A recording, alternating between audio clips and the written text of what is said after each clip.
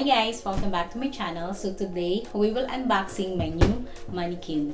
So I decided to buy a new mannequin to make it as my display and my closet. So without further ado, let's start and unboxing this.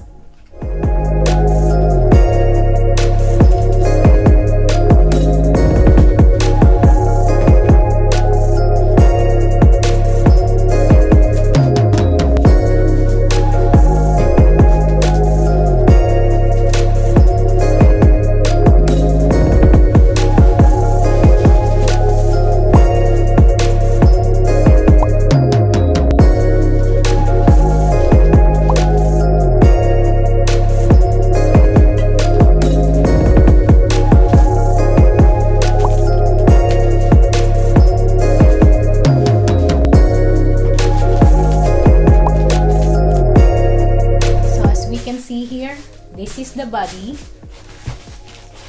the pull that I'm going to attach it here later, and then the stand. So let's start and assemble this. We're going to open it first, the plastic.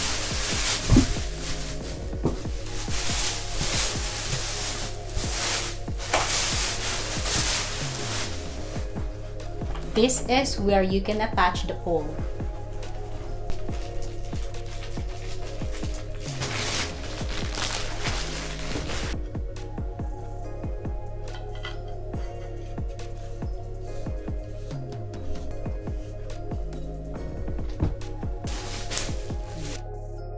So you're going to just attach it here.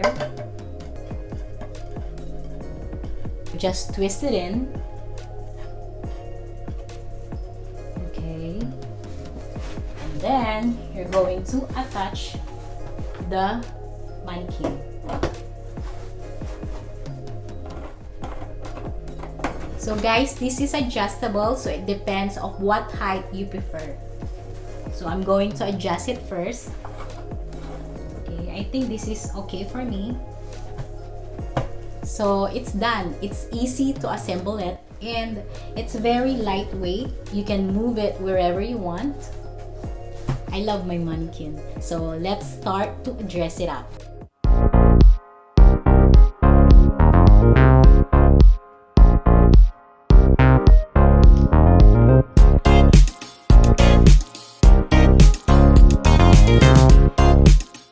So that's our mannequin unboxing today. I hope you find this video helpful.